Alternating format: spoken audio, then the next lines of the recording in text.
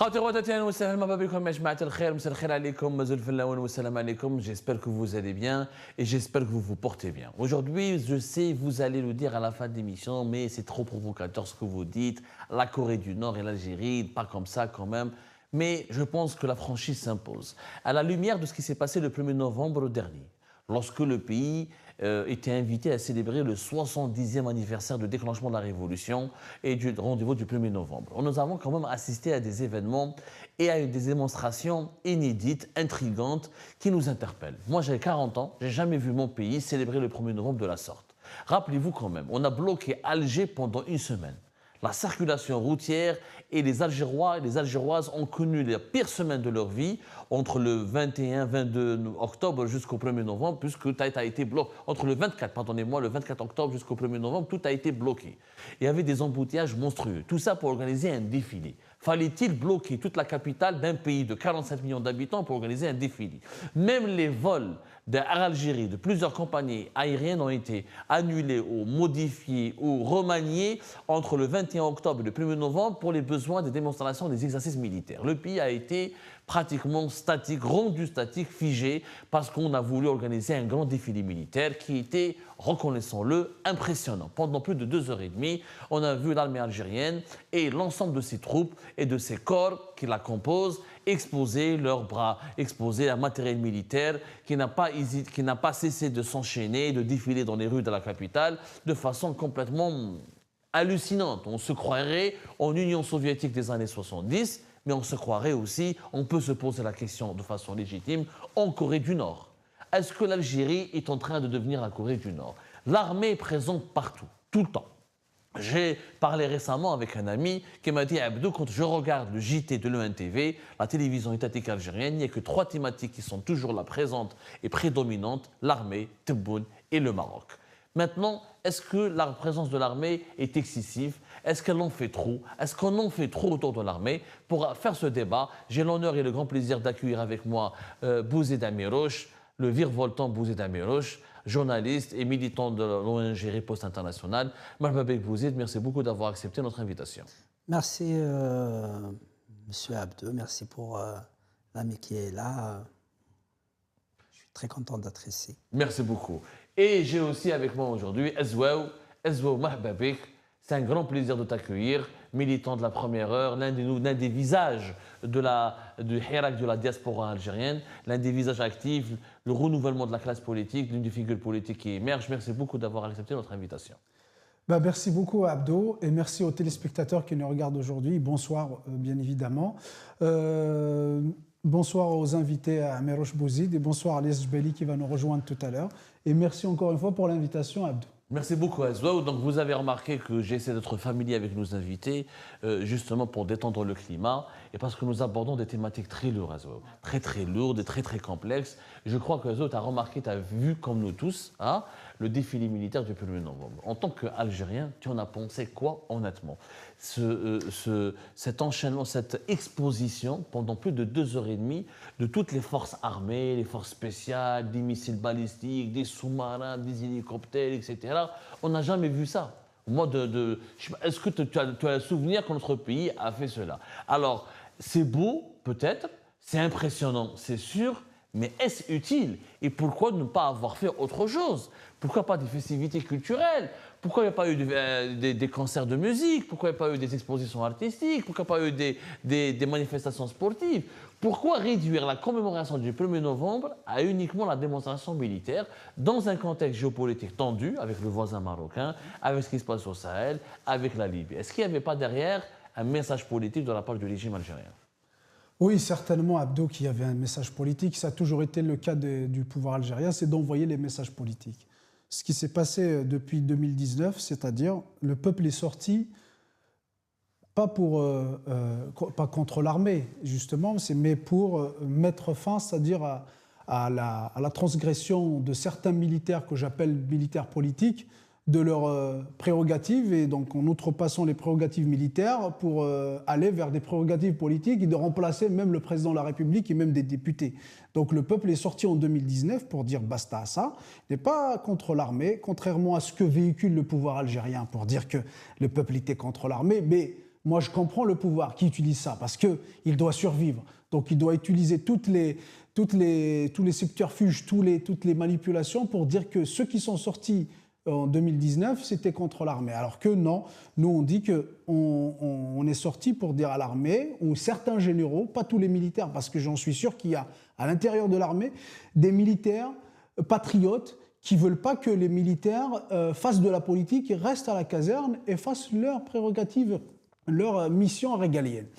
Donc le pouvoir, il est dans son rôle, il doit nous attaquer sur cet axe-là. Depuis 2019, donc, il y a une forme de militarisation de l'État algérien, et même maintenant aujourd'hui, on le voit, de la société.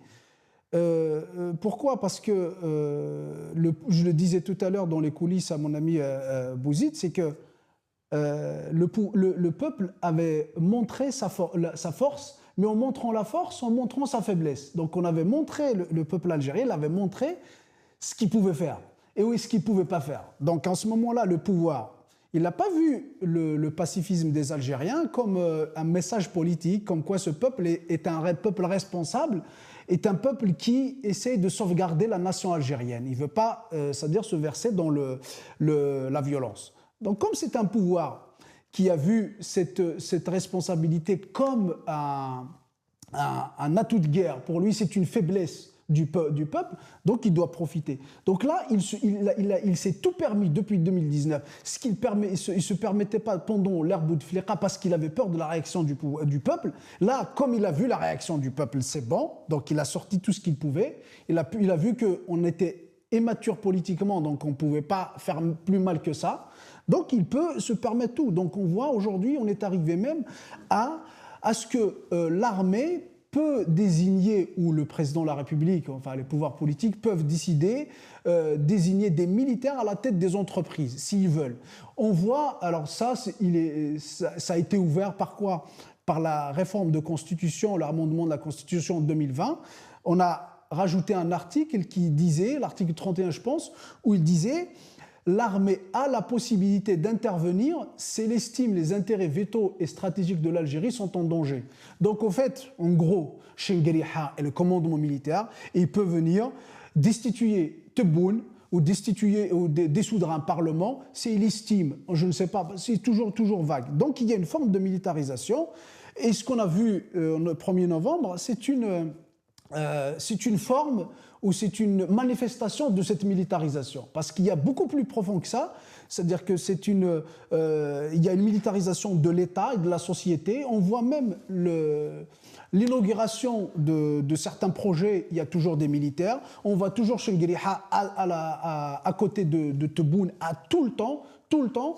Et puis, on voit même les écoles, c'est-à-dire que la reprise scolaire, on a vu l'ouverture des écoles. Même la saison estivale. Il y a des militaires. La saison estivale, il y a des militaires qui défilent. Et ça, c'est incroyable. Ça, c'est sur le fond. Après, ce qui s'est passé le 1er novembre, c'est juste une forme de manifestation de la militarisation. Et ce qui est frappant, exactement, et tu avais raison, c'est que pourquoi il y avait cette militarisation même de l'événement. Donc il aurait pu être national, il aurait pu être populaire cet événement. Il aurait pu être, tout le peuple algérien aurait pu participer à cette. Donc il y aurait pu y avoir des festivités culturelles, artistiques, tout.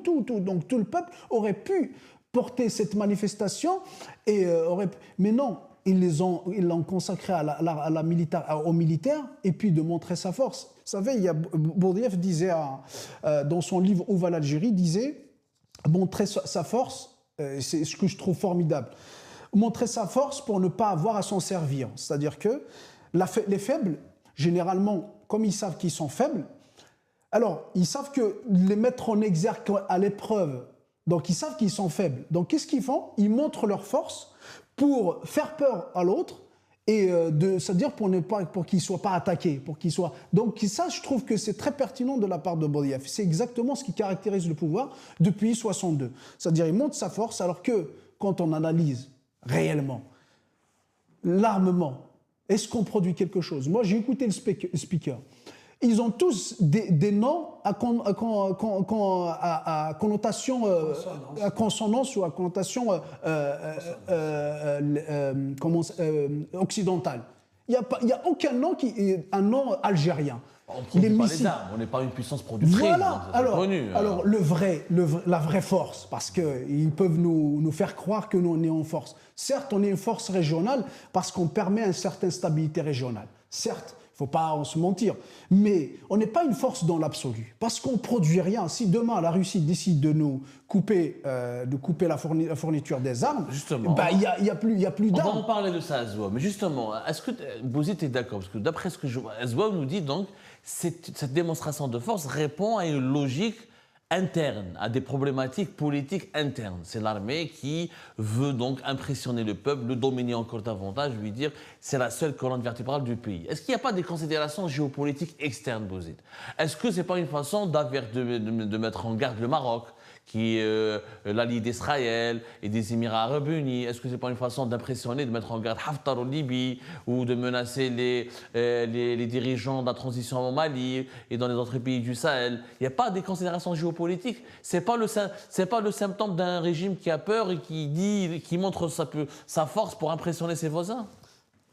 Moi, je dois rappeler que la doxa de notre armée n'est pas une doxa d'une armée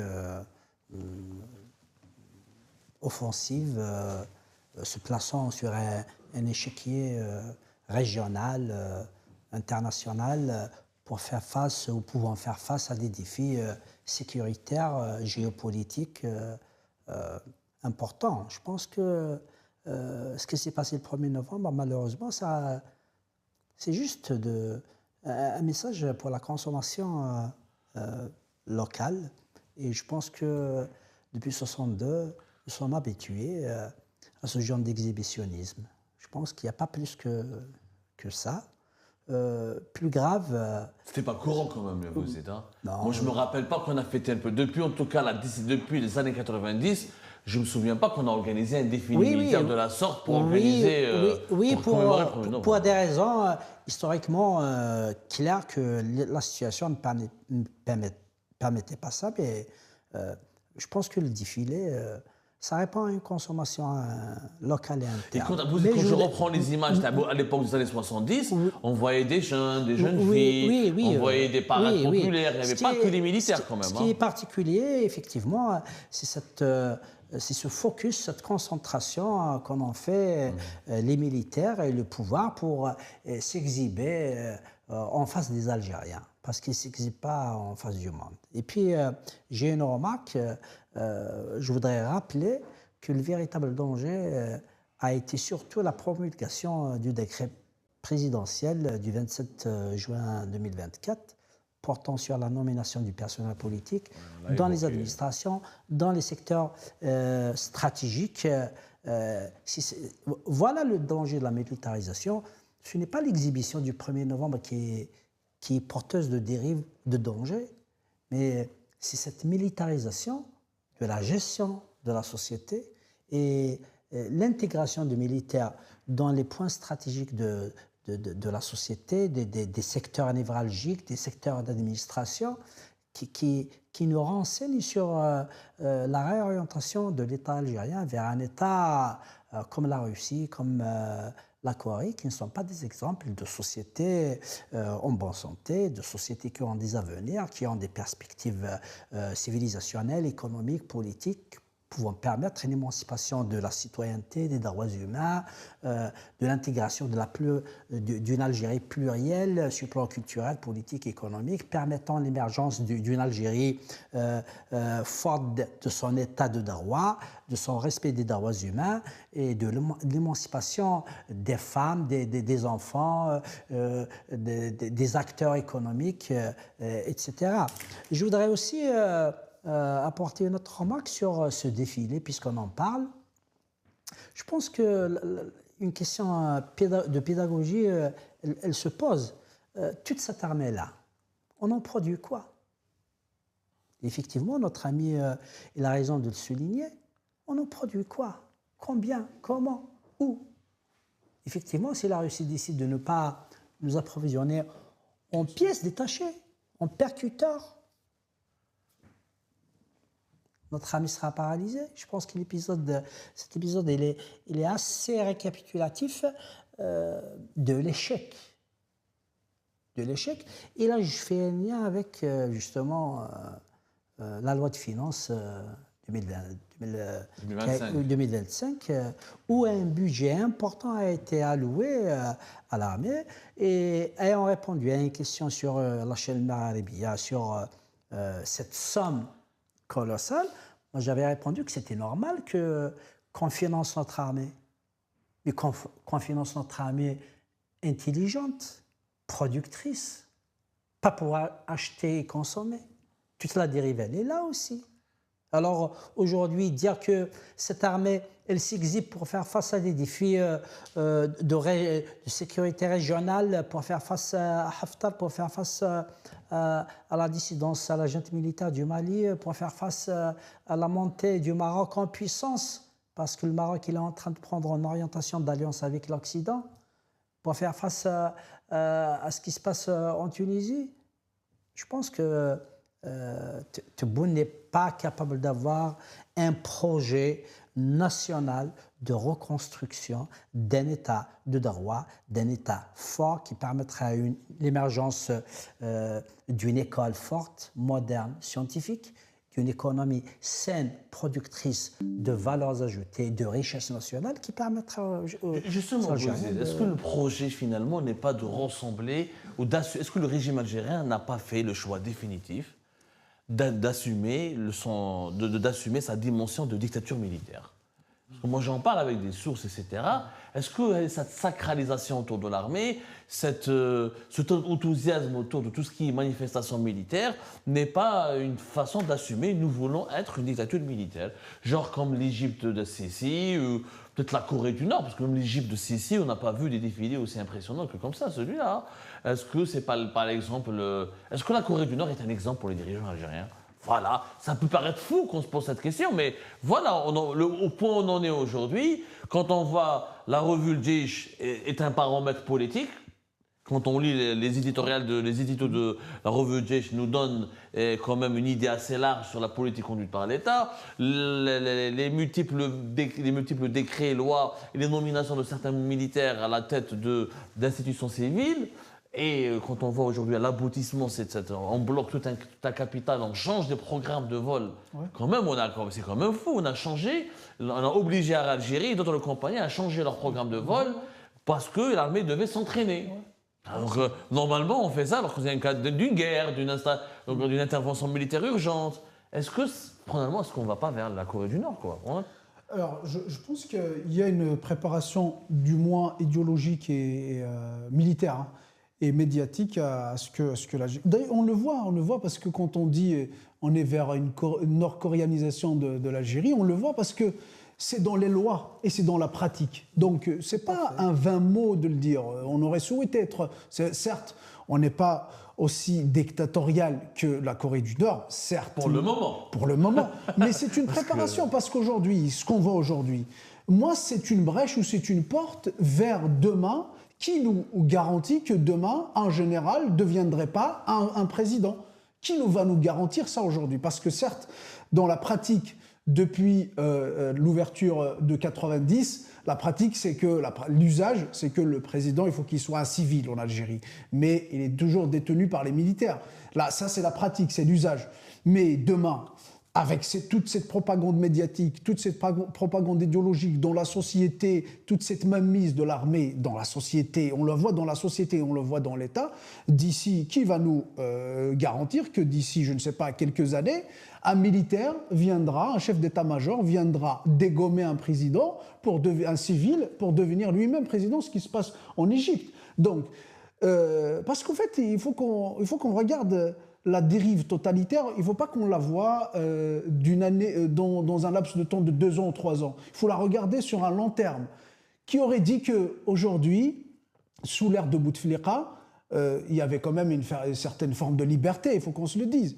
Qui aurait dit qu'un militaire aurait pu tenir un poste d'un directeur général d'une entreprise publique, Mobilis ou je ne sais pas moi. Qui aurait pu imaginer ça il y a quelques années? Mais aujourd'hui, on le voit normal parce qu'il y a une dérive. Donc, tous les 5 ans, ce qui s'est passé, et ça va s'amplifier parce qu'avec le tapage médiatique, avec le matraquage médiatique, il n'y a que les médias, tous aujourd'hui, ils sont à la solde du pouvoir. Le khabar, comme on dit au Madraka al-Khabar. Le soir d'Algérie. Bon, le soir, il était quand même connu à la solde du pouvoir, mais relativement. Le Watan. Mais c'est les deux références pour moi, arabophones et francophones, de la liberté relative de la presse algérienne, c'était le Khabar el-Watan. Aujourd'hui, on voit le Khabar el-Watan. C'est des photocopies de le Moudjahid ou de l'NTV ou je ne sais pas. Des fois, le Moudjahid se permet... D'ailleurs, la dernière fois, il s'est permis une certaine liberté de plume en reprenant une revendication du FFS concernant la libération des détenus. Bon, il a repris... Il a pris un peu de courage. mais pas El Khabar qui a censuré le compte-rendu de la conférence du FFS. Et pas El Watan, aucun média algérien, aucun autre média algérien. Effectivement, je pense que vous avez raison de dire que de recentrer justement la question sur la fin de mandat. Que va-t-il se passer? Qui va se présenter? Vous résumez la problématique qu'effectivement, la légitimité du pouvoir est une problématique qui n'a pas été résolue avec la réélection de Tebboune et que la problématique, elle reste toujours posée et qu'effectivement, cette recherche que vous voulez de qualifier, cette recherche de décomplexer cette dictature militaire, elle est en train d'apparaître. Elle est en train d'apparaître effectivement et que le pouvoir s'oriente vers ce que vous dites que un candidat du camp des militaires. Ce que dit Bouzy est intéressant. Donc, face à la crise de légitimité, la réponse est l'armée. Puisque personne ne peut contester l'armée, puisque tout le monde dit qu'il faut l'armée, puisque l'armée, elle est nationale et populaire. C'est pas tout le monde qui dit qu'il faut l'armée. On ne conteste pas son existence. Personne ne conteste l'existence de l'armée. On conteste son fonctionnement, on conteste son commandement. Mais largement, il y a un consensus au sein de la population pour dire que l'armée est une institution respectable. Je parle de l'institution elle-même, je ne parle pas de ses chefs. Non, je pense que... Là, vous prenez un raccourci, non? Je vous rappelle qu'effectivement, le Hirak, et je tiens à le repréciser, qu'un des slogans forts du Hirak, et un des slogans clairs du Hirak, non à la militarisation, la l'Askara, Dawla Madaniya, Machi Askariya. Et c'est un slogan fort, si ce n'est pas le slogan phare. Mais je ne pense pas que Abdou voulait dire. Après, voilà. Donc, je pense que tous les deux, vous avez raison. C'est que c'est juste... Il faut contextualiser. C'est-à-dire que le peuple, quand il est sorti, le Dawla Madaniya Machi Askariya, ce n'était pas contre l'armée autant qu'institution. Voilà. Parce que c'est nos frères, c'est nos sœurs qui sont dans l'armée. Donc, ça va être vraiment... Il faut vraiment être irresponsable à un point qu'on ne peut pas imaginer pour dire on est contre l'armée. Tout à fait. Tout à fait. Voilà. On rappelait à l'armée sa mission institutionnelle. Alors, moi, je dirais pas que à l'armée, à certains téméraires dans l'armée qui s'aventurent à enfoncer l'armée dans la politique. Est-ce qu'il y a une autre institution en Algérie, mais à part que l'armée? Mais c'est ce que veut nous faire croire le pouvoir. Mais finalement, en Algérie, quand on voit, il n'y a que l'armée qui existe. Non, mais c'est ça ce que veut nous faire vendre le pouvoir. Comme si la seule alternative, c'est l'armée. Non, ça a été toujours le cas.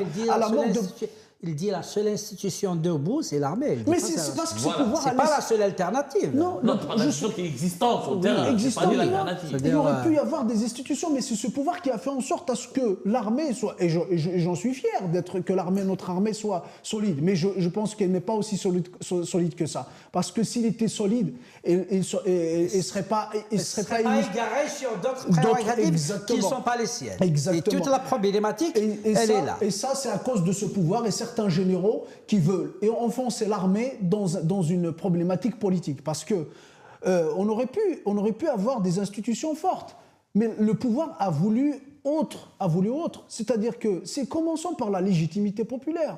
Donc il y a des institutions, vous avez la présidence de la République, le contre-pouvoir qui est le Parlement, vous avez la Cour constitutionnelle, vous avez toutes les institutions qui formalisent le contre-pouvoir. On aurait pu laisser le peuple. Et tout ça, la force des institutions vient de la légitimité. Pas plus que ça. C'est la légitimité, ça veut dire c'est de l'adhésion du peuple à ses institutions. C'est que le peuple, il sait bien que le Parlement, c'est le peuple qui l'a ramené. Donc il a toute l'adhésion et tout le soutien du peuple. Le président de la République également. Aujourd'hui, le soutien qu'a le Tebboune, c'est une frange de la société qui est idéologiquement connue, qui est idéologiquement travaillée. Sinon le reste, soit c'est par intérêt, soit c'est par peur. Non, voilà. Donc il n'y a pas d'une adhésion franche comme ça d'un peuple. Et ça, c'est vraiment dangereux pour la nation.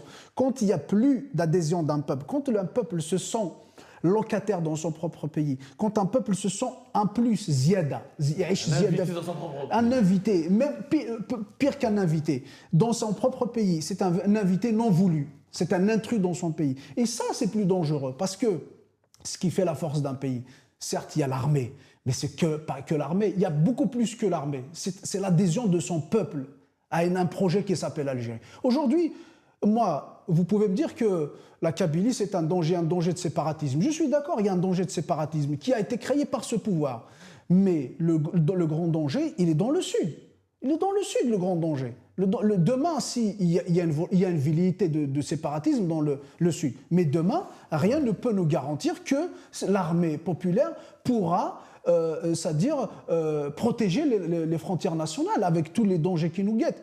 Donc, si vous voulez, c'est juste pour vendre à l'intérieur à une certaine frange de la société, comme quoi l'armée est la colonne vertébrale du pouvoir, oui. Ouais. Mais ce n'est pas la seule garante. On aurait pu laisser le peuple décider des institutions et la force des institutions est inspirée de la légitimité du peuple. Amir, avant de te libérer, est-ce qu'on s'est foutu? Est-ce notre avenir est vraiment, on se dirige, parce que là, depuis 2019, de régression à une autre, de transition à une autre, est-ce qu'on se dirige tout bonnement vers une dictature militaire et c'est irréversible? Je pense que vous avez raison de dire il y a un instant qu'effectivement, le pouvoir cherche à décomplexer une dictature militaire qui va prendre le pouvoir à la fin du mandat de Tebboune. Et je pense que la montée en puissance des militaires, pour reprendre votre expression à contresens, vous dites que Chinguilaï est présent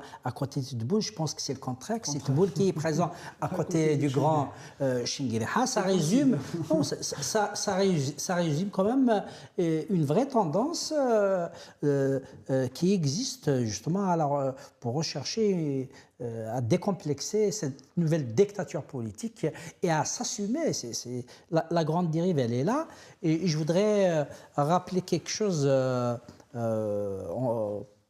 pour la circonstance, la libération des quelques détenus. On oublie que ces détenus, on les a privés de 2, de 3, de 4 années de leur liberté pour leur faire des remises de 6 mois de peine. Je pense que la plus grande injustice, c'est d'être content de les voir libérés, alors que je tiens à rappeler que ces Algériennes et ces Algériens ont été privés de leur liberté pour 3, 4, 5, 6 années, qu'ils ont bénéficié de remises de peine de 6 mois, 4 mois, et qu'ils gardent toujours les décisions de justice contre leur propre cursus qu'il soit politique, qu'il soit professionnel, qu'il soit personnel, et que l'État, que le pouvoir leur doit réparation et réintégration dans leur statut. Alors, je tenais juste à préciser ça. Puis voilà. Merci beaucoup, Ramiro. Merci pour ta participation. Merci, Ami. Au revoir, chers téléspectateurs. Vivement une autre fois, M. Abdou. Vivement une autre fois. Alors, en attendant que notre ami Lies s'installe, voilà, juste quand même, finalement, si on veut juste approfondir les choses, pour ne pas être manichéen, il y a aussi un autre point de vue qui se développe de gens qui disent mais c'est pas aussi mauvais que ça un système militaire. Il y a des pays, peut-être que la solution en Algérie, c'est la militarisation. Peut-être qu'avec l'armée, ça marchera plus, c'est plus efficace, c'est plus discipliné, et on aura un pays qui se développera mieux. Qu'est-ce qu'on peut leur répondre à ces gens-là, à ces gens qui défendent cette thèse-là, que finalement on a testé des présidents civils, ça ne marchait pas, c'est l'anarchie. Maintenant, il faut qu'on aille directement vers le tout militaire. Peut-être ça ira mieux pour l'Algérie. Alors, on n'a jamais essayé un président civil. Alors, quand je dis un président civil, c'est vrai que Bouteflika avait quand même grignoté quelques pouvoirs. Mais il n'avait pas tous les pouvoirs. Donc on n'a jamais... En plus, il n'était pas légitime. Et en plus, il aurait pu être un homme d'État.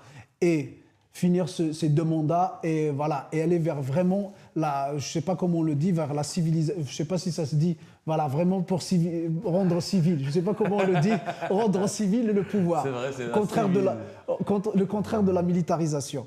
Donc, c'est pas une solution. C'est ce que veut nous faire vendre le pouvoir. Je disais tout à l'heure, c'est pas une solution. Non, le pouvoir militaire, ça peut pas être une solution parce que elle est dépourvue de légitimité. Ah oui, peut-être une légitimité militaire, oui, parce qu'à l'intérieur, et encore, parce qu'on voit les nominations de certains militaires ou certains grades, il y a eu toujours des passe-droits, donc il y a eu des ma'rifas à l'intérieur de l'armée, hein, donc on ne va pas se mentir. Mais ce qui va sauver l'Algérie, c'est la légitimité politique. Ça veut dire quoi? C'est que le peuple, dans toute son entièreté, adhère à quelque chose. Ça veut dire qu'il vote pour l'un et pour l'autre. Mais donc de me dire que la militarisation de l'État algérien, ça ne sera jamais une solution. Et en plus, on l'a déjà vécu. On l'a déjà vécu. Avec le coup d'État de Boumediene en 1965, ça a été jusqu'en 1978 un militaire. Et puis, avec la mort de Boumediene, il y avait qui l'a remplacé? C'était un militaire, Chadli, c'était un militaire. Donc, on ne va pas nous faire croire que l'armée est la seule solution de l'Algérie. Non, c'est justement ce pouvoir qui a fait en sorte à ce que ça soit cette solution qui est sur la table aujourd'hui, qui est mise sur la table. Alors qu'on aurait pu laisser le peuple décider, et puis après on aura des institutions fortes. On en fortes. parlera. Les Jebali Mahbabik, merci beaucoup d'être là. Merci pour l'invitation. Merci beaucoup, Elias. Justement, toi qui es économiste, oui. D'abord militant politique aussi, comme Azwa, l'un des nouveaux visages des nouvelles figures, qu'on le veuille ou non, hein, vous n'êtes pas des présidents de parti, peut-être un jour, hein, mais vous existez, vous parlez, vous êtes des nouvelles voix de la scène politique, et tu es quand même aussi économiste, spécialiste des questions économiques. Le budget de l'armée cette année, je rappelle dans la loi de finances 2025, plus de 25 milliards de dollars. Des augmentations de plus de 70% par rapport à 2020 et 2021. Est-ce que ce budget-là ne va pas bloquer le développement du pays? À force de chaque fois financer les dépenses militaires sans aucun contrôle, sans aucun bilan, c'est pas qu'est-ce qu'on fait de tout cet argent? Est-ce qu'on fabrique des armes? Non. Est-ce qu'on a lancé des nouvelles industries militaires? On n'en sait rien. Est-ce que ce n'est pas un frein au développement du pays? Alors tout d'abord, nous avons remarqué depuis 4 ans ou 5 ans que le budget de l'armée ne cesse de grimper de façon exponentielle. Mais après, il faut analyser pourquoi il grimpe. Pourquoi il grimpe? Il ne faut pas, c'est-à-dire on essaie d'analyser cette hausse exponentielle depuis 3-4 ans. La remarque la plus importante de la hausse des dépenses militaires, ça pèse sur le budget de fonctionnement de l'État. Et par conséquent, ça crée ce qu'on appelle un déficit budgétaire. Donc, c'est-à-dire... En 2025, je rappelle, il sera de plus de 60 milliards de dollars. Tout à fait. Au fait, non... Presque même 62, presque. Le visée budgétaire. Il y a la différence entre les recettes et les dépenses. Absolument. Le déficit budgétaire en 2024 était de l'ordre de 46 milliards de dollars. Maintenant, il y a une augmentation. Là, on arrive, on fera les 62-63 milliards de dollars. C'est-à-dire, c'est le reliquat, le différentiel entre les dépenses et les recettes. Ça pèse. Pourquoi ça pèse? Parce que ça crée un déficit, un déficit. Et tous les budgets de l'État sont concoctés sur un déficit aussi. Donc, on ne cesse de sortir du déficit. Maintenant, pourquoi cette hausse quand même qui est spectaculaire, qui derrière, c'est le secteur le plus gourmand après celui des finances. C'est le deuxième. Les autres secteurs sont un peu fragiles, la santé, l'éducation, c'est ça ce qui fait un peu l'économie. Quoi qu'on dise, l'armée est très importante pour un pays. Parce que la protection de l'intégrité territoriale, la protection des biens, et quand même, ça protège. Une armée forte, à condition, il faut que ce soit une armée forte, républicaine, il faut que le budget soit débattu au sein du Parlement, il faut qu'on sache différencier les supports de charge dans les 23 ou 25 milliards, quelle est la dotation qui est allouée pour le renseignement, quelle est la dotation qui est allouée pour les drones, pour la cybercriminalité, pour ceci, cela, et aussi pour les équipements. Ça il faut chercher. Ce que je sais, c'est que nous sommes importateurs de ces armes. Notre grand seul fournisseur, c'est la Russie, et on a commencé à diversifier les corvettes, Italie, un peu chez les Suédois, un peu chez les Italiens, l'Allemagne aussi, quoique ils nous vendent que des armes de type défensif, il faut le dire. Maintenant, on a eu des problèmes avec la Russie, aussi bien parce que la Russie, quand même, quelque part, les mercenaires Wagner qui sillonnent dans le Sahel, quelque part, il vient de la Russie. Et notre seul fournisseur, c'est la Russie. Ceux qui maintenaient nos équipements militaires, ce sont les Ukrainiens. On est dans une charabia totale. Il n'en demeure pas moins, nous sommes pays, l'Algérie reste tributaire de l'achat de ces armes parce que nous ne fabriquons pas. Nous avons une seule usine à Khenchela qui fabrique des munitions, des fusils de chasse, des cartouches aussi, je pense qu'il y avait à Batna. Mais nous sommes quelques mitrailleuses, des armes légères. Voilà, des armes légères. Mais moi, je me pose la question. La course à l'armement, cette frénésie vers la course de l'armement, hein, c'est une frénésie. Est-ce que ça pèse sur le budget d'État? Oui. Est-ce que ça protège le pays? Oui. Mais jusqu'à quand? Jusqu'à quand? Mais elle ne lui permet pas de se développer. Mais est-ce qu'elle lui permet de se développer? Non, on ne peut pas se développer. On ne peut pas. C'est-à-dire parce que tout le potentiel financier, il est absorbé par le budget de l'État. Donc, qu'est-ce qu'il reste pour le développement? Pour le développement dans l'éducation, dans l'école, dans l'université, dans le secteur de la santé, dans les infrastructures. Et c'est ça, dans le secteur de la recherche. Vous savez, il y a un pays c'est-à-dire un grand pays se reconnaît par ses bâtiments et ses hôpitaux. Quand vous avez des grands hôpitaux, quand vous avez des grands bâtiments, des bâtiments administratifs, des universités florissantes, c'est ça le poumon. On prend un exemple du Japon qui a laissé de côté la militarisation de son pays suite à la défaite durant la Seconde Guerre mondiale. Et sa constitution, c'est la constitution la plus pacifique au monde. Certes, elle n'a pas été écrite par lui, par Montgomery et par les États-Unis. Il n'en demeure pas moins. C'est des pays ils ont accès sur autre développement. Le Vietnam, qui a fait la même révolution que nous, il faut dire les choses. En 1954, ils avaient bien fou, hein, le général Giap, qui a su mettre, en déroute l'armée française. Mais après, ils ont eu aussi l'invasion des Américains. Mais ils n'ont pas fait de la révolution ce qu'on appelle une instrumentalisation pour garder le pouvoir. Et je veux dire, moi, j'ai toujours dit, je pense à Zouaoui tout court, moi, je l'ai toujours dit quand je passe d'autres chaînes, personnellement, en tant que l'UFJBN, je ne suis pas contre mon armée. Notre armée, c'est la vôtre, c'est la vôtre, c'est celle de Zouaoui. Je pense quelque part, une famille, elle a un membre de sa famille qui s'engage dans cette armée, à condition que ça soit républicain.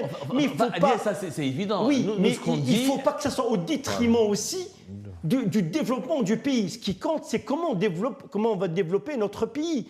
Quand on est exportateur de 96%, quasiment on n'exporte rien que du pétrole et du gaz, même le raffinage, on ne le fait pas. Apparemment, on ne le fait pas. Peut-être que tu es bien informé. Si, on le fait le raffinage, mais pas de façon irrégulière. Tout mais à on le fait. Mais voilà, donc qu'est-ce qu'on a produit? L'agriculture, elle est en berne. On a le stress hydrique. On aurait pu remédier au problème du foncier agricole en Algérie. On aurait pu créer des fermes pilotes pour booster la production du lait. J'ai un ami qui m'a appelé ce matin me disant que le café, il grimpe le café. Le coût du café, il devient beaucoup plus cher. Vous savez, quand on voit des chaînes interminables de nos citoyens qui souhaitent vivre dignement dans le pays et faire la queue pour acheter du café parce que le café ne cesse de galoper, c'est ça. Donc, il faut que les dirigeants comprennent. L'Algérie n'a pas besoin d'une militarisation de la société. Je veux dire, c'est un secteur, c'est une institution comme d'autres dans des pays républicains. L'institution militaire est une institution comme d'autres. Est-ce que c'est l'ossature sur laquelle s'appuie l'Algérie? Oui et non. Oui, pour la protection, pour l'intégrité, mais l'Algérie s'appuie que sur le développement. Elle devient un pays développé, c'est le développement, c'est sur sa jeunesse, sur ses universitaires qui sortent. Il faut le trouver du travail. Quand on voit des médecins qui font la grève, c'est quasiment, je ne sais pas, d'une façon régulière, parce qu'il 5000 postes, je veux dire, 800 postes pour 5000 candidats, on ne veut plus que cette jeunesse, je veux dire... Tu me rappelles une discussion qui a eu lieu entre Anthony Blinken et Abdelmadjid Tebboune. Quand Anthony Blinken est venu en Algérie, je crois que c'était en 2022, si je ne me trompe pas. En 2021, en tout cas c'était 2022, je pense. Peu importe la date. Il était venu, c'est la seule fois. Anthony Blinken, le secrétaire d'État américain, il est venu qu'une seule fois en Algérie. C'est très facile de retrouver la date. C'était pour 4 heures, c'est un truc comme Voilà, ça. c'était un après-midi. D'ailleurs, il y a un fertile. enregistrement qui a été filtré, qui a été diffusé par les Américains sur les réseaux sociaux, YouTube, etc. Et on entend tout le monde dire à Anthony Blinken, nous, on aurait aimé ne pas dépenser tout cet argent pour l'armée, sécuriser les frontières, etc. On aurait aimé dépenser cet argent pour notre jeunesse, pour le développement du pays, mais on a des problèmes avec nos voisinages, etc. Est-ce que l'argument géopolitique, le fait qu'on a un problème avec le Maroc, un problème avec le Sahel, le problème avec la Libye, le fait qu'on est entouré dans une région instable, est-ce que ça suffit pour justifier l'approfondissement de l'emprise militaire sur le politique et l'augmentation permanente des budgets de l'armée? Est-ce que c'est justifiable du point de vue géopolitique? Parce que là, si on a quelqu'un, un partisan du régime algérien en face de nous, c'est ce qu'il va nous dire. Moi, je discute avec les partisans du régime algérien, ils me disent tout ça. Ils me disent tout ça. Abdou, mais tu es fou. On a besoin, peu importe, on préfère ne pas avoir des hôpitaux, avoir une bonne armée, parce qu'on évolue dans un environnement dangereux avec la Libye, le Sahel, le Maroc, et Israël, etc. Est-ce que ces arguments sont valables? J'aurais souhaité d'abord savoir, sous l'ère de Bouteflika, est-ce qu'on n'avait pas ces problèmes? Ils étaient, je crois, pire. Je crois que pire. La Libye, ils étaient chaotiques, la situation était chaotique. Le Mali, pareil. Le Niger, je pense aussi, ils sont toujours chaotiques. Le Maroc, depuis 1962, qu'on est en conflit avec eux. Et pourquoi, sous l'ère de Bouteflika, il y avait quand même une certaine... C'est vrai que le budget de la défense, il avait toujours la part de Lyon, mais pas autant qu'aujourd'hui. Donc, en fait, certes, le contexte régional peut nous justifier ça, mais nous, on ne dit pas que notre pays, il est en danger, il n'y a pas de problème sur ça. Mais on dit ce qui se passe à l'intérieur. C'est la militarisation de l'État. Si on était un État civil, si on était démocratique, on va dire comme ce qui se passe aujourd'hui avec l'Ukraine. L'Ukraine, c'est quand même démocratique. Bon, certes, il y a des insuffisances, on va le dire, parce qu'il vient de sortir de l'Union soviétique. Donc, il y a une démocratisation qui se fait. Donc, c'est ce qui déplaît à Poutine. Mais nous, on n'a pas de démocratie dans notre pays. Donc, qu'est-ce qu'il faut protéger? Il faut protéger un Algérien souffrant, un Algérien mourant, un Algérien quoi? Un Algérien désespéré qui quitte le pays avec des barques de fortune, comme on dit. Donc, nous, on n'est pas contre ça. Il se peut qu'il y ait c'est pas qu'il se peut, il y a des dangers qui guettent. C'est toutes les nations, ils sont guettés par des dangers. C'est faux de dire qu'il n'y a que l'Algérie. C'est le propre des systèmes dictatoriaux totalitaires de dire qu'on est toujours menacé par les forces extérieures. Le propre de la Russie, de l'Iran, de la Corée du Nord, de tous ces pays-là qui nous ressemblent dans le système politique. C'est le propre. Les États-Unis sont tout le temps menacés. Et effectivement, ils sont menacés. Et il y a des dangers quand on voit la cybercriminalité avec laquelle elle est confrontée, contre laquelle sont confrontés les États-Unis, la France, tout le temps, quand on voit les hôpitaux français. Mais ils ne vont pas nous vendre ça. Au nom de dangers extérieurs, on va tout militariser. Nous, c'est ça ce qui nous dérange aujourd'hui. Ce n'est pas qu'au nom du danger. Tous les pays sont en danger. Aujourd'hui, les États-Unis, même les élections américaine, il y avait une émission de la Russie, des services secrets russes. Et plus, c'est prouvé. La France, c'est pareil, c'est prouvé. Donc, mais on ne va pas, Macron ou je ne sais pas, Biden, venir nous vendre ça et nous justifier une militarisation ou militarisation, ça veut dire une dictatorisation de la société ou du pouvoir pour dire... Et en plus, ici en Europe, on appelait... Il y a un concept qui dit... les revenus, les dividendes de la paix. Ça veut dire quoi? Au sortir de la Deuxième Guerre mondiale, qu'est-ce qu'ils ont fait les pays européens? Ils se sont fait la paix. On a vu la paix entre la France et l'Allemagne, ce qui s'est passé entre la France et l'Allemagne. Ils ont créé une Europe. Ça veut dire qu'ils ont créé une Europe de paix. Et l'argent qu'ils auraient déboursé pour leur sécurité, se faire la guerre, c'est ce qu'on appelle les dividendes de la paix. Les dividendes de la paix. Donc, pour dire, nous, on aurait pu régler certains problèmes politiquement. Notre diplomatie, on aurait pu régler on aurait pu trouver une solution pour le Sahara. Militaire. Oui. Des solutions autres militaires. Autres militaires, au Sahara occidental, au Mali, à la Libye et tout. Mais de dire qu'il faut une militarisation à tout va au détriment d'autres secteurs, et puis là, c'est pas qu'une militarisation. Là, on voit, l'IS parlait tout à l'heure de 25 milliards. Mais il n'y a pas que les 25 milliards. Il y a les 10 milliards qui partent au ministère de l'Intérieur. Quand on parle de ministère de l'Intérieur, c'est les renseignements, c'est la sécurité intérieure. Donc on ne va pas se mentir. Donc il y a 35... la police, la DGSN et pour la police, il y a 35 milliards Donc, qui vont à la sécurité. État policier, État militaire. Et État militaire. Et il y a 35 milliards qui vont. Ça veut dire quoi? Toutes ces sommes-là, justement, SVO, toutes ces sommes-là. Mais il n'y a pas un grand projet. Aujourd'hui, depuis l'arrivée de Tebboune, il n'y a pas eu un grand projet, Elias. Au moins avec Bouteflika, il y a eu un métro, il y a eu 7 villes avec du tramway, il y avait des stations de dessalement de l'eau de mer, il y avait des barrages, il y avait autoroute Est-Ouest. Oui, il y avait de la corruption, mais on voyait des projets. Mais depuis que Tebboune est là, il n'y a pas eu un projet. Il n'y a eu que l'achèvement des projets de l'époque de Bouteflika. Est-ce que le régime s'est orienté totalement vers le militaire et le sécuritaire, et le développement du pays, il a été relégué au second plan? Au fait, tout à fait. D'ailleurs, j'allais répondre sur cette question. C'est tout le sécuritaire. L'Algérie applique le tout sécuritaire à outrance. Il n'y a aucun projet qui a été développé. Il y a aucun. On a parlé de dessalement de l'eau, parce qu'on a un problème de l'eau. On a parlé de la conception de barrages en terre et de barrages en voûte. Quelque part, on ne les a pas fait. On a parlé aussi de création du digue, aussi parce qu'on a un problème. On n'en a pas fait. On a parlé aussi je veux dire, surtout dans le Sud. Moi, je dénonce aussi ce qui se passe dans le Sud. Parce qu'une femme qui est enceinte, qui habite à Bourges-Béji-Bourtar, pour accoucher, il faut qu'elle fasse 50 km. On a besoin de maternité, on a besoin de dispensaires, on a besoin d'infrastructures, on a besoin de remanier, de moderniser les VRD, ce qu'on appelle les voies et réseaux divers. On a besoin aussi, l'autoroute Est-Ouest, la rocade, oui, ça permet, mais aussi il faut développer les infrastructures, moderniser nos institutions, numériser aussi le secteur bancaire, numériser aussi le secteur fiscal. C'est ça ce qui fait la force d'un pays. C'est ça. Il ne faut pas charger trop l'armée, parce que l'armée, elle est dans son rôle. Je veux dire, l'armée, elle est dans son rôle prérogatif. C'est quoi? C'est qui lui donne le droit, la Constitution. Ça s'arrête là. Mais charger le budget pour charger le budget, c'est quoi?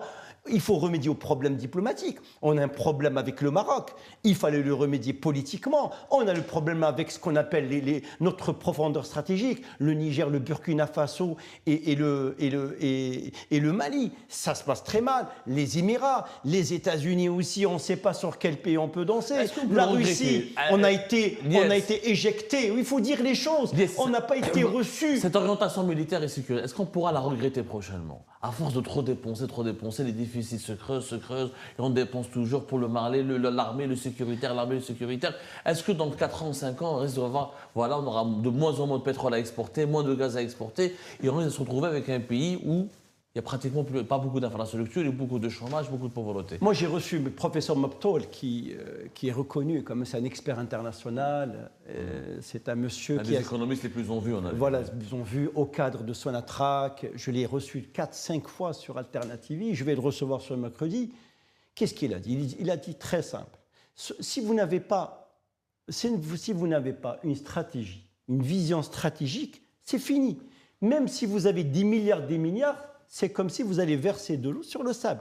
Et le sable, il est quoi? Il est poreux, il y a la porosité, donc l'eau ne reste pas ensemble, il va être absorbé. C'est la même chose. Donc, qu'est-ce qu'il faut? Il faut une vision stratégique. Arrêtons d'augmenter des budgets de l'État comme ça.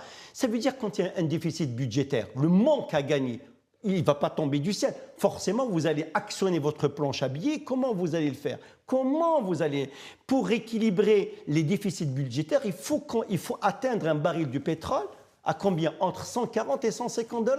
Nous, c'est énorme. On ne pourra jamais l'atteindre. Apparemment, même s'il y a des guerres, 2-3 guerres qui explosent en même temps dans le monde, le maximum, le baril va atteindre entre 90 et 95 $.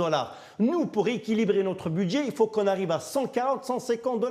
Notre baril, tu le sais très bien, Abdou, il est fait sur le baril à 60 $, le prix du marché, et 70 $, le prix référentiel fiscal.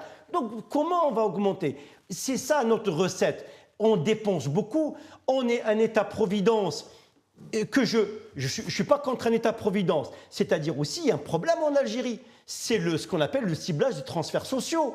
En 2022, les autorités algériennes, ils voulaient substituer c'est-à-dire le ciblage, les transferts sociaux par l'aide directe aux familles vulnérables qui demandent de l'aide directement. Celui qui gagne 10 000 dinars et celui qui gagne 100 dinars et la subvention est la même et identique, c'est comme si ça pèse aussi les transferts sociaux sur le budget de l'État. On est arrivé à des sommes astronomiques. Donc l'argent, ça sert à, je veux dire, il faut rééquilibrer les budgets. Et moi, je dis, il faut arrêter cette frénésie au budget de l'armement. Il faut arrêter. Maintenant, il faut, je ne sais pas, il faut trouver une solution. Quelle est la solution? C'est développer le pays, faire la paix. La paix, à un moment donné, tous les belligérants qui sont en guerre, ils vont se mettre à table pour négocier ce qu'on appelle une porte de sortie. C'est la paix qui l'emporte. C'est pas la Kalachnikov, c'est pas ceci. Oui, on a besoin d'une armée forte. Oui, on a besoin d'une armée républicaine. Oui, on a besoin, je veux dire, d'officiers intègres pour gérer notre armée. Mais on n'a pas besoin de l'instrumentalisation de l'armée, on n'a pas besoin de l'intrusion des décisions militaires dans la partie civile. C'est ça ce qui compte. On a vu le Soudan. On nous parlait, le Soudan, il a réussi sa transition démocratique. Eh bien, regardez maintenant, c'est la guerre des généraux entre eux au Soudan. On nous parlait, c'est le grand... J'ai dit impossible. Même durant la transition démocratique, même durant une transition... Quand vous avez un militaire qui intervient, ça ne pourra jamais marcher. Qu'est-ce qu'ils ont fait? Ils ont dit, OK, les Soudanais, vous avez raison, on va attribuer aux militaires qu'un statut d'observateur. Un statut observateur, mais en dessous, ils prennent des décisions. Et regardez le Soudan dans lequel il se trouve. Premièrement, éclaté, qui était la première superficie d'Afrique, il est splitté en deux. Nous, ce qu'on souhaite, ce n'est pas du Cha'baoui. Nous, ce que nous voulons, c'est que notre pays se développe, que la démocratie revienne, que la liberté d'expression en Algérie soit le vecteur. Pourquoi on a eu l'indépendance? Pourquoi cette frénésie? Regardez comment on ne respecte pas le citoyen algérien. La commémoration du 1er novembre 1954. On a bloqué tout. On a bloqué des routes, on a bloqué les pistes pour aller à l'aéroport, on a bloqué les ciels. On avait l'impression que l'Algérie s'isole. À ce qu'il paraît même, il y avait des accidents de voitures parce que des citoyens voulaient contourner autrement, ont pris des chemins beaucoup plus dangereux et ils ont laissé leur vie. C'est ça. Respecter la dignité de l'humain. Dans la Constitution allemande, le premier article, c'est la dignité de l'humain, la dignité du citoyen. Et c'est ça, nous, ce qu'on veut pour notre pays, loin des considérations politiques et apolitiques, nous voulons que ce pays reparte. Parce que ceux qui ont donné leur vie, ceux qui ont sacrifié, qui ne sont plus de ce monde, c'est une amana, c'est une promesse pérenne qui est faite au peuple algérien. Donc moi, pour conclure, j'ai rien contre l'armée. Je le dis, je le redis, je le redirai. J'ai rien contre l'armée. Je pense que tout le peuple algérien est fier d'avoir une armée. Parce que quelque part, une armée, ça protège. Je ne dis pas c'est la colonne verticale de l'Algérie ou la colonne vertébrale. Non, toutes les colonnes sont vertébrales. Parce que la jeunesse aussi est une colonne vertébrale. Quand vous avez 70% de jeunes et qui ne trouvent pas du travail et qui prennent les embarcations de fortune et qui laissent leur vie, on a vu des familles avec des enfants, c'est des médecins, c'est des économistes, c'est des chirurgiens qui quittent ce pays. Il n'y a plus d'espoir dans ce pays. Comment faire revenir l'espoir de ce pays? Et c'est pas la Kalachnikov qui fera revenir Non, c'est pas la Kalachnikov, vous savez très bien. Voilà. Je vous remercie énormément, Jma'a. Le débat est très intéressant. Merci beaucoup, Jma'a El Khair. Donc voilà, nous avons juste essayé de décrypter, de dire, voilà, peut-être qu'on a été dans la provocation, mais c'est juste pour réveiller les esprits. D'autres solutions existent que la solution de la militarisation. Juste une dernière chose. Il y a Ibn Khaldoun qui est un sociologue que vous connaissez tous, disait quand on voit un État investir sur sa sécurité, c'est un État en déclin. C'est juste, voilà, dans le sens. Il ne l'a pas dit comme ça, mais c'est dans le sens. Quand on voit un État qui dépense le plus de son argent pour sa sécurité, c'est un État en déclin. Et malheureusement, c'est ce qui caractérise aujourd'hui l'Algérie. Moi, je dis, la seule force d'un pays, c'est son peuple, y compris l'armée. C'est son peuple. C'est l'adhésion de ce peuple à ce projet qui s'appelle Algérie. quand on a le peuple qui se comporte, qui ressent une justice, qui ressent une certaine équité sociale, démocratique, économique et une justice dans son pays, là, on a une force. Mais quand on a un peuple qui a été relégué en deuxième rang et qui a été délaissé, on a fait de lui un locataire, un invité non voulu dans son pays, là consiste le véritable danger pour la cohésion d'une nation. C'est pas qu'en ayant une armée, oui, il faut avoir une armée, mais il faut toujours avoir l'adhésion de son peuple. Et ça vient avec la légitimité politique. Sans légitimité démocratique, pas de force d'un peuple. Merci beaucoup, Azouao. Juste je profite de la tribune en tant qu'invité. Moi, je lance un appel solennel, enfin, si je me permets cette expression, aux dirigeants de revenir à la sagesse et de comprendre que ce pays, tôt ou tard, doit s'ouvrir à la démocratie. Il faut libérer les forces vives de ce pays. Parce que c'est un gâchis. C'est un gâchis depuis 62, on n'arrive pas à développer. Dans les années 70, l'Algérie, elle était quand même au même titre que l'Espagne et le Portugal. Au même titre. Regardez, en intégrant dans l'Union européenne, regardez l'Espagne et le Portugal, ils sont en avance. La preuve, pour finir, Abdou. Nous avons vu les inondations terribles qui ont touché Valence. L'Espagne, la région. L'Espagne. Le couple royal et le Premier ministre ont été conspués. Est-ce qu'il y avait le qama'? Est-ce que rien? C'est ça la démocratie. Je ne suis pas d'accord. Ce couple royal, peu importe, moi je ne connais pas je veux dire, la politique espagnole, je la suis de loin. Mais c'était symbolique. Mais c'était symbolique. C'est-à-dire aucun citoyen n'a été réprimé, n'a été arrêté, ceci rien, parce que c'est ça ce qu'on appelle la démocratie. Et pour moi, je rends hommage quand même à cette belle Espagne qui était sous l'ère qui était auparavant une dictature militaire. Absolument. Et qui s'est développée. Tout à fait. Et qui est devenue une puissance économique, une puissance mondiale. Tout à fait. Une fois que la démocratie s'est installée. Absolument. Tout à fait. Merci beaucoup pour cet appel royal. J'espère que ce message sera entendu. Raoult Royauté, merci beaucoup de nous avoir suivis. Restez connectés, partagez, commentez, likez. Nous serons de retour bientôt, Inch'Allah, pour d'autres débats avec toujours des invités qui ont le courage de s'exprimer, d'assumer leurs idées. Parce que une seule chose, je pense, nous unit, c'est l'amour pour cette Algérie et cette volonté coriace qui nous anime de développer notre pays, de le protéger parce qu'on a peur pour son avenir. C'est comme ça, Raoult Royauté, à la prochaine.